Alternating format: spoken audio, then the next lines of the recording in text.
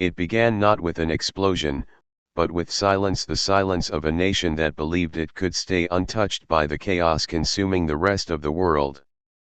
In the late 1930s, as Europe trembled under the boots of Adolf Hitler's armies and Asia burned under Japan's imperial ambitions, the United States stood apart, wrapped in a cocoon of isolation. Most Americans, haunted by the grim memories of the First World War and scarred by the Great Depression, wanted no part in another foreign conflict. Their mood was clear and simple: Europe's wars were Europe's problems. The United States would stand as an observer, not a participant. President Franklin D. Roosevelt understood the sentiment deeply, but he also sensed its danger. He knew that oceans were no longer walls and that distance could not protect democracy from dictators forever. Still, throughout the 1930s, Congress passed a series of neutrality acts designed to keep America out of overseas wars. These laws forbade the sale of arms and loans to warring nations, restricting the president's ability to intervene even if he wanted to. Roosevelt walked a delicate line, outwardly respecting America's isolationist mood while quietly preparing for the day when neutrality might no longer be possible. As the clouds of war gathered, Roosevelt's speeches began to shift in tone. In 1937, he delivered his famous quarantine speech, urging that aggressor nations should be isolated like a disease threatening global peace. Yet his words met resistance at home. Influential figures like Charles Lindbergh, the celebrated aviator, led the America First Committee, demanding that the U.S. stay out of Europe's mess entirely. The scars of World War I were too fresh. The people wanted jobs, stability, and peace, not another generation of sons buried overseas. Then came September 1, 1939. Germany invaded Poland, and Europe exploded into war. Britain and France declared war on Germany, and within weeks, the world seemed divided once more. Roosevelt addressed the nation, promising neutrality but also hinting at moral responsibility. "This nation will remain a neutral nation," he said, "but I cannot ask that every American remain neutral in thought." Slowly, he began to find ways to aid the Allies without openly defying the law. By 1940, Hitler's armies had swept across Europe, crushing France and leaving Britain standing alone. Across the Atlantic, Roosevelt faced an impossible balancing act. On one hand, he had to respect American neutrality; on the other, he feared that if Britain fell, the world would soon belong to dictators. In a remarkable act of political ingenuity, Roosevelt introduced the cash and carry policy, a way for Allied nations to buy American weapons if they paid upfront and carried them away on their own ships. It was a clever loophole that allowed the U.S. to support Britain without formally entering the war. When Winston Churchill became Prime Minister of Britain in 1940, he began a series of secret exchanges with Roosevelt.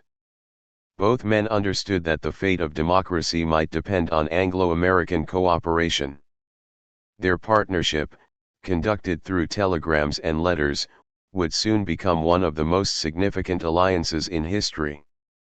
Together, they crafted the Atlantic Charter in 1941, a visionary document that laid out their shared goals for a peaceful post-war world.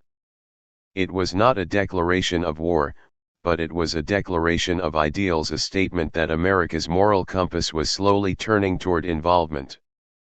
But for the average American, the war still felt distant. Europe's destruction was tragic, but it was far away. The Pacific, however, was a different story.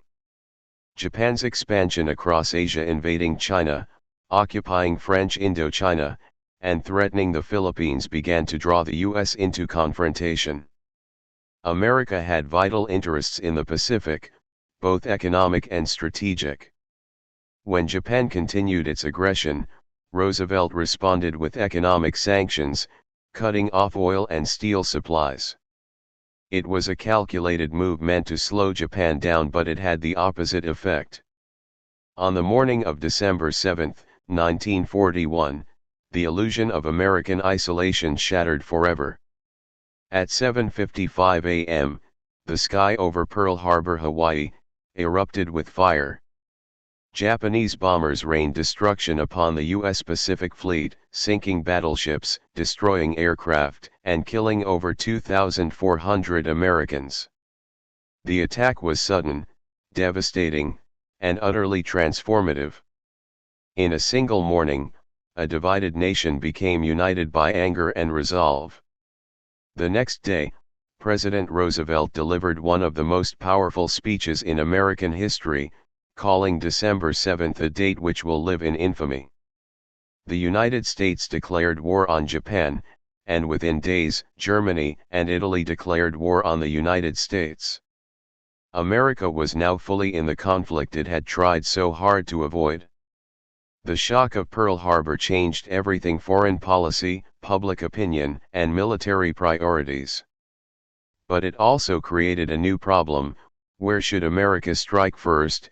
Should it focus its power on Japan, the enemy that had attacked first, or on Germany, whose armies threatened to conquer Europe? Military leaders, politicians, and Allied commanders clashed over this critical question. The decision would shape the course of the war and the modern world. In the months that followed, the U.S. mobilized on a scale history had never seen. Factories that once made cars now built tanks and planes. Women took jobs in shipyards and assembly lines, becoming icons like Rosie the Riveter. Young men flooded recruitment centers, determined to defend their country. America's transformation from isolationist to global superpower had begun, but its strategy was still in question.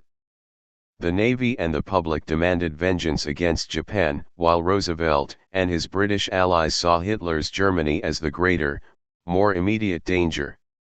This strategic crossroads, whether to fight in Europe first or the Pacific first, would define the coming years of war.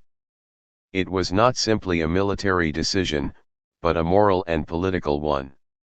Roosevelt had to weigh alliances, geography, and the psychology of his people. He could not ignore the Pacific, yet he could not let Europe fall. As 1942 began, the United States stood ready to fight on two fronts, a challenge no nation had ever faced with such scale and speed. The silence that had once defined America's foreign policy was gone, replaced by the thunder of industry and the roar of airplanes. The country that had wanted only peace now prepared for total war. Yet beneath the unity, debates raged in Washington's war rooms, debates that would soon lead to one of the most critical strategic decisions of the 20th century, the adoption of the Europe First policy. The choice was not easy, and the consequences would be immense. The story of how that decision was made and how America balanced its vengeance in the Pacific with its duty in Europe would become the central drama of the war itself. The age of American isolation was over. The age of American leadership had begun. The great strategic debate: Europe first or Pacific first. In the smoke-filled war rooms of Washington, the sound of urgency echoed louder than the ticking of any clock. It was early 1942, and America had just stepped into the largest war in human history. The country was burning with anger after Pearl Harbor, but beneath the fire of revenge lay a question that divided even the most powerful minds in the military: who should America fight first, Germany or Japan?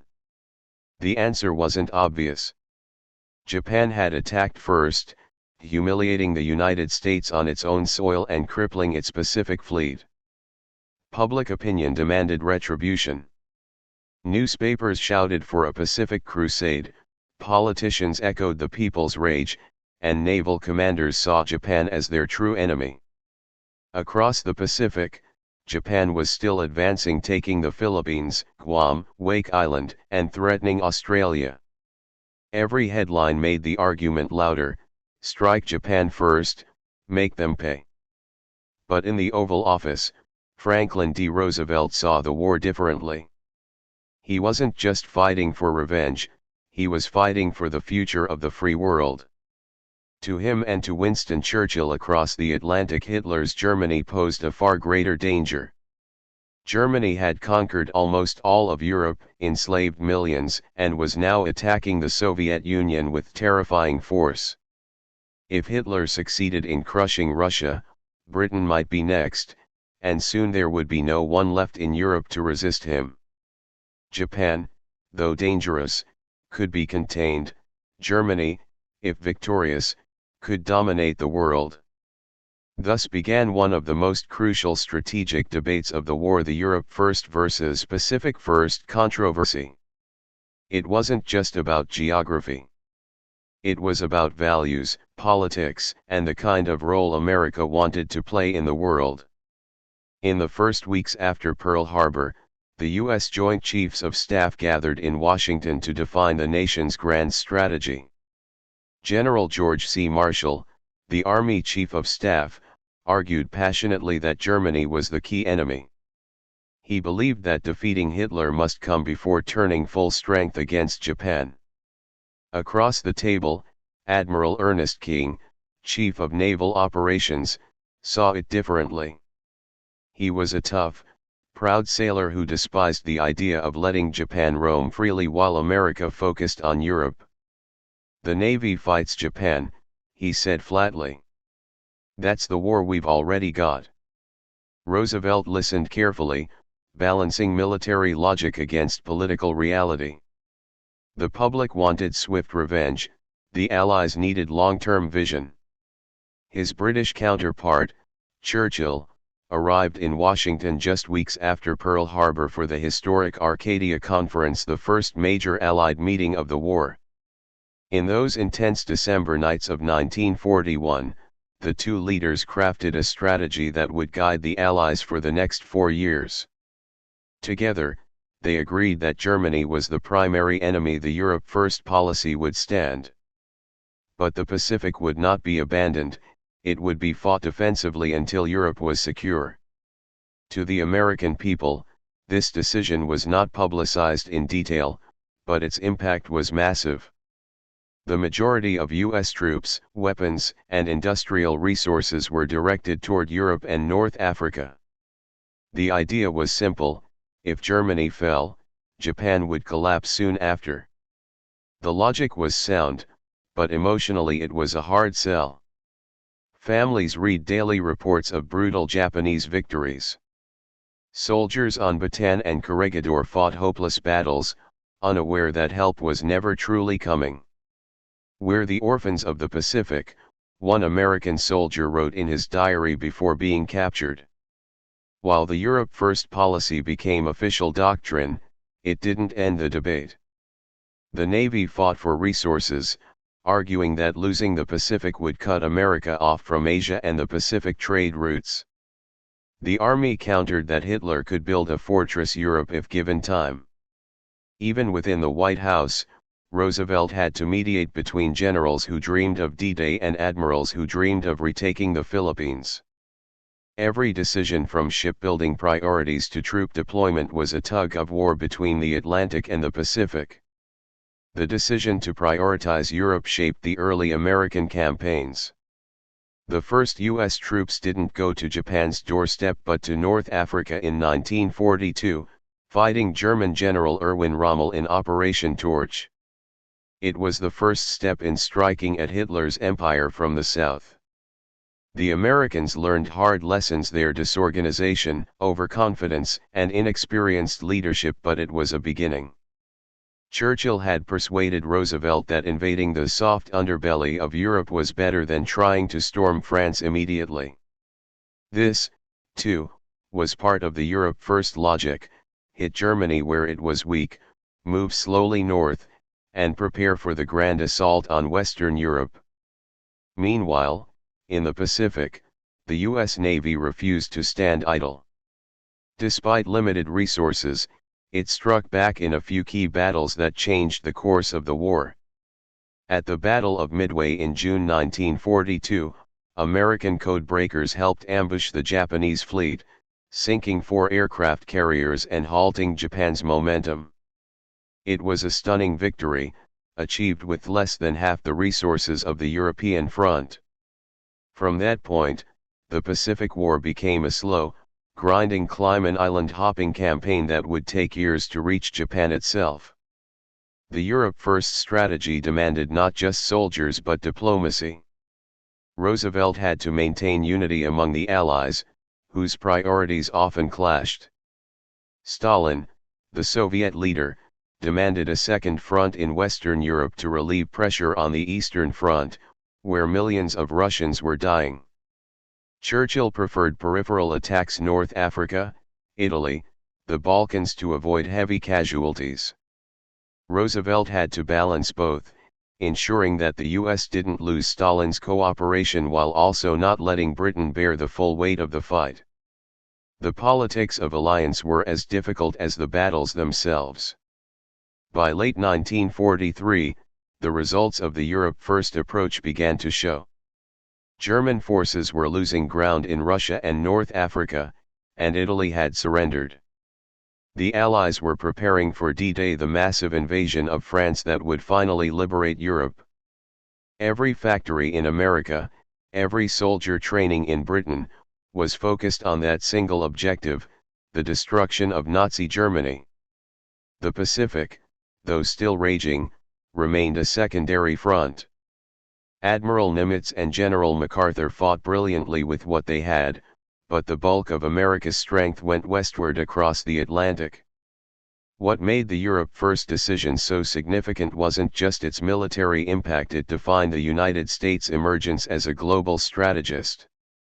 For the first time in history, America wasn't fighting for survival alone, it was fighting for the balance of the world.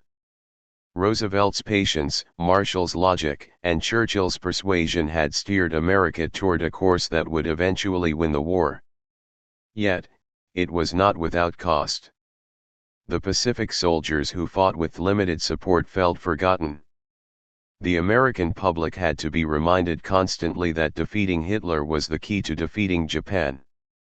By 1944, as Allied forces stormed Normandy and the Red Army advanced from the east, the wisdom of Europe First became clear. The gamble had worked. Once Germany fell, the full weight of American might would swing back across the Pacific.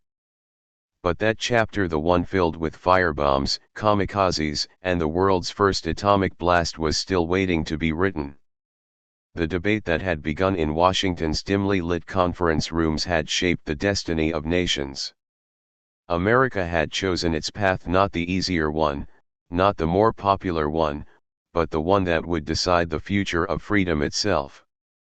The argument over Europe First or Pacific First was over. The war for civilization had entered its decisive phase. Europe First in action, turning the tide against Hitler. By 1943, the words Europe First had shifted from a policy on paper to a living, breathing reality of war.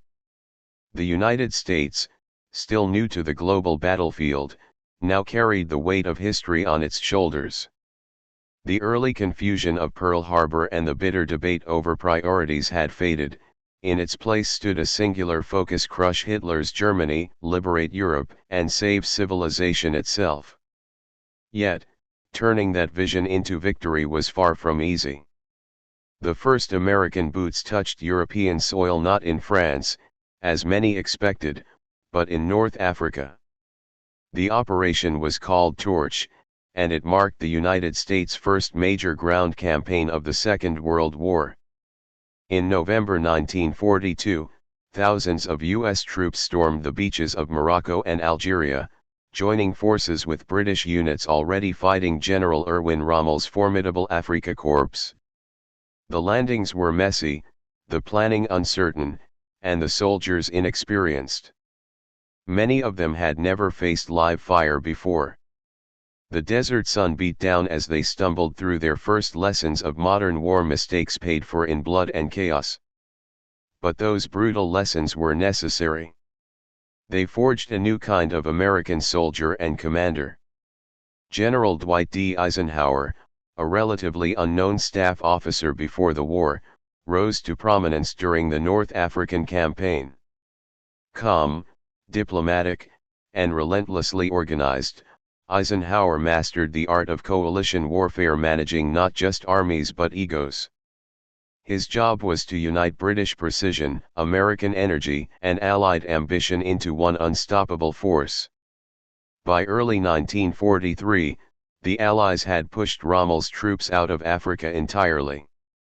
It was a small victory compared to what lay ahead, but it gave the US confidence and experience it desperately needed. The next step was Europe's soft underbelly, Italy. Churchill believed that attacking through southern Europe would knock out one of Hitler's allies and divert German resources. Roosevelt agreed. So in July 1943, American and British forces launched Operation Husky, invading Sicily. It was another test of coordination, and this time, the results were electrifying. Within weeks, Mussolini's fascist regime collapsed, and Italy began to crumble from within. Hitler rushed to save his Axis partner, pouring German divisions into Italy and turning the mountainous landscape into one of the most brutal battlefields of the war.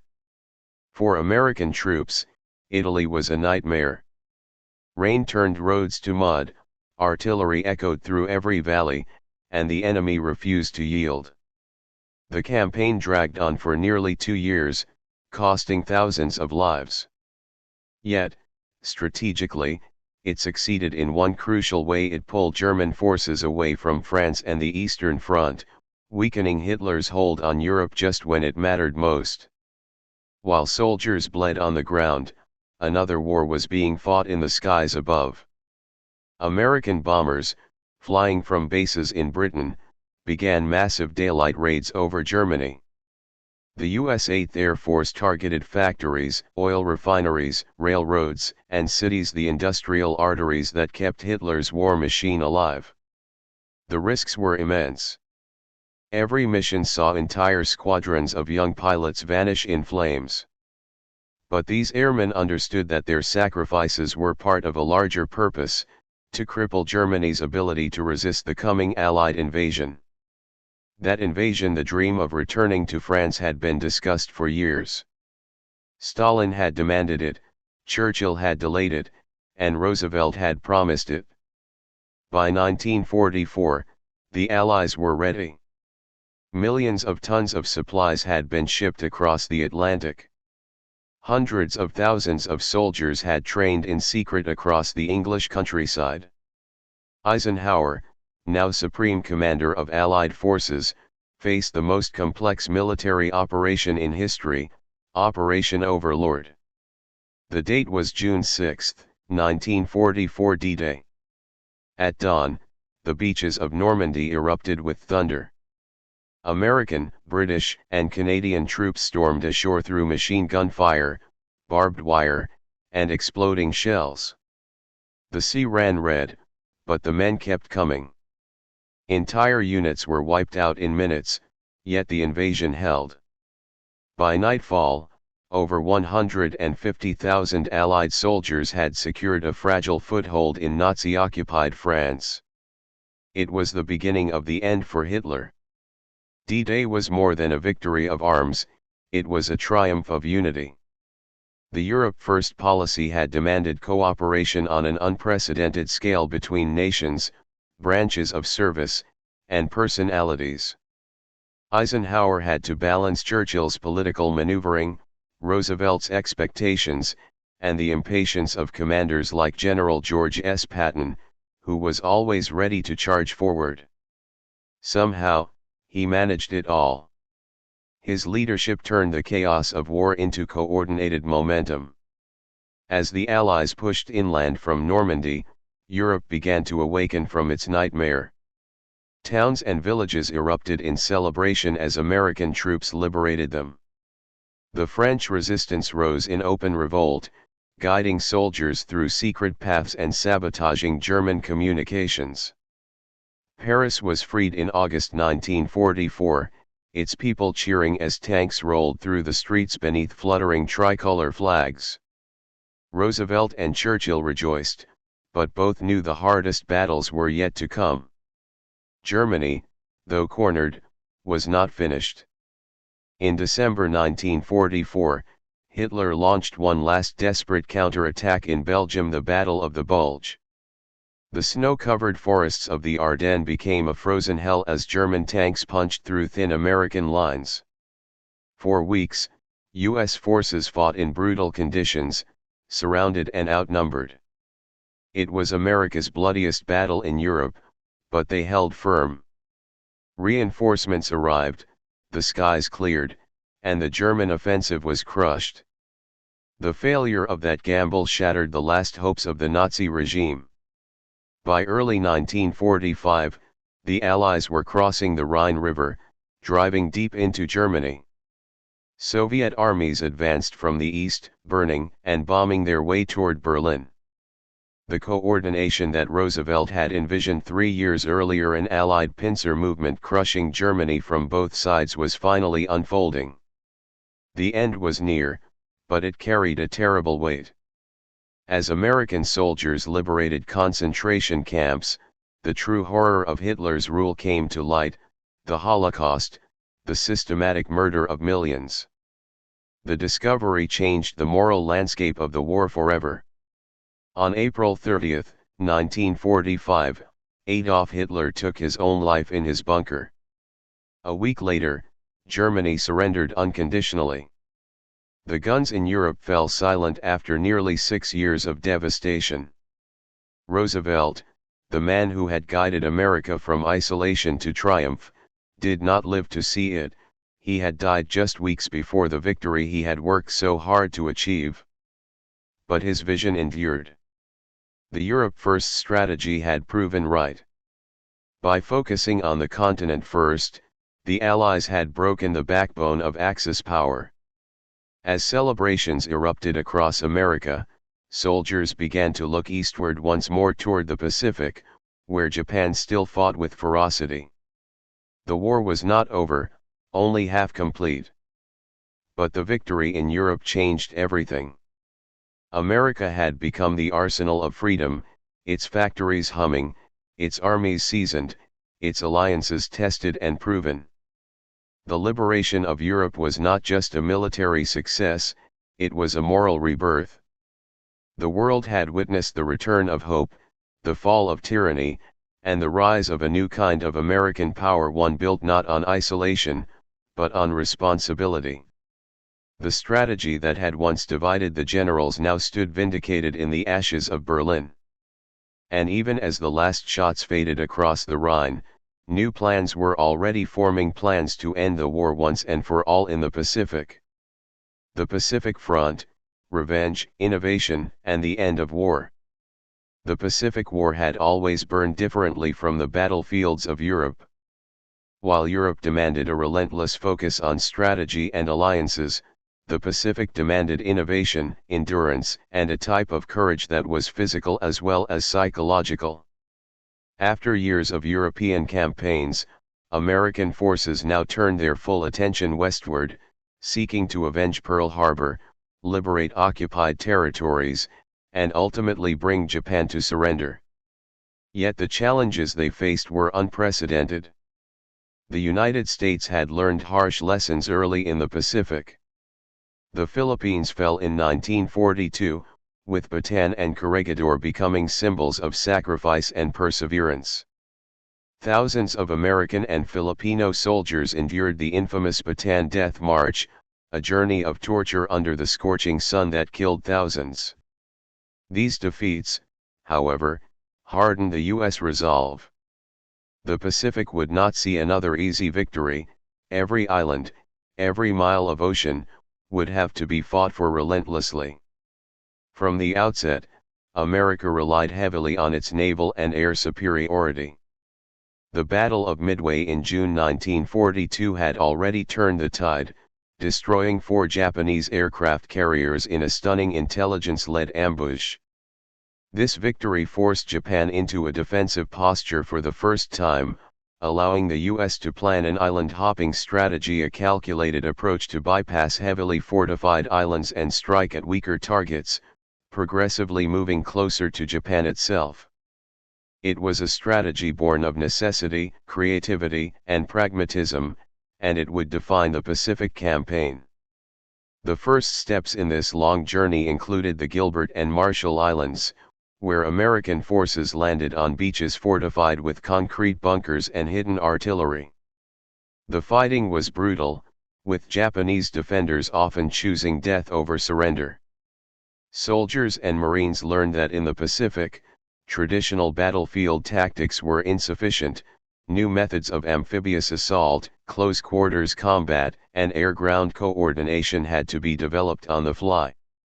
These battles were costly both in lives and morale, but each victory provided critical experience for the forces to come. The capture of Guadalcanal marked a turning point. American Marines, often isolated and outnumbered, faced harsh jungle terrain, tropical diseases, and relentless Japanese attacks. Yet their tenacity began to tell a larger story. Japan, once seemingly unstoppable, could be contained and defeated. Guadalcanal also demonstrated the growing effectiveness of American coordination between naval forces, air support, and ground troops, lessons that would carry through campaigns in the Marianas, the Philippines, and eventually Okinawa. Technological innovation became a key weapon in the Pacific. Long-range bombers, aircraft carriers, amphibious tanks, and new communications systems gave American forces the ability to strike faster, harder, and more precisely than the Japanese could respond. Radar and code-breaking intelligence, particularly the cracking of Japanese naval codes, allowed the U.S. Navy to anticipate enemy movements and deliver decisive blows. The war in the Pacific was not just a fight of attrition, it was a fight of innovation, speed, and relentless adaptability. By 1944, the United States had captured the Mariana Islands, including Saipan and Guam, giving them bases for long-range bombers to strike Japan itself. This achievement brought the war uncomfortably close to Japanese soil, shaking civilian and military morale. On the home front, Americans now understood the scale of the conflict. Footage of battles, reports of kamikaze attacks, and images of destroyed cities brought the war's brutality into living rooms across the country. Every victory came at tremendous cost, yet each step brought Japan closer to surrender. One of the most infamous chapters of the Pacific Campaign was the battle for Iwo Jima in early 1945. Japanese forces had fortified the island with a network of underground bunkers, tunnels, and hidden artillery. American Marines faced a literal hell, volcanic ash that swallowed tanks, machine gun fire from hidden positions, and constant bombardment. The iconic photograph of soldiers raising the flag atop Mount Suribachi captured both the heroism and the staggering cost of the campaign. Thousands of Americans died, tens of thousands were wounded, but Iwo Jima provided a critical base for bombers and marked a symbolic step toward victory. Next came Okinawa, the largest and bloodiest amphibious assault in the Pacific theater. Over 70,000 American casualties were recorded, and Japanese losses were even higher, including civilians coerced into defending the island. Okinawa illustrated the brutality of Japanese resistance and foreshadowed the potential cost of a full invasion of the Japanese home islands. Military planners began to realize that conventional assault could result in staggering casualties for both Americans and Japanese civilians. Faced with the prospect of an invasion, President Truman and his advisors considered an unprecedented and controversial alternative: the atomic bomb. Developed in secret under the Manhattan Project, this weapon promised to deliver instantaneous, overwhelming force. In August 1945, Hiroshima became the first city to experience nuclear devastation, followed by Nagasaki 3 days later. The sheer scale of destruction, coupled with Japan's weakened position after years of island-hopping campaigns and naval blockade, led to the Japanese surrender on August 15, 1945. The Pacific War, and with it World War II, was finally over. Victory in the Pacific was both strategic and moral. Strategically, it demonstrated the power of innovation, intelligence, and industrial capacity. The United States had turned its factories into war machines, produced unparalleled numbers of ships, planes, and weapons, and developed a military culture capable of extraordinary endurance and flexibility.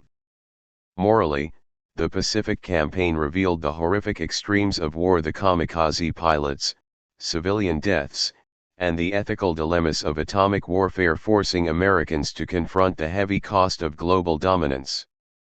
The Pacific War also reshaped the United States' position in the world.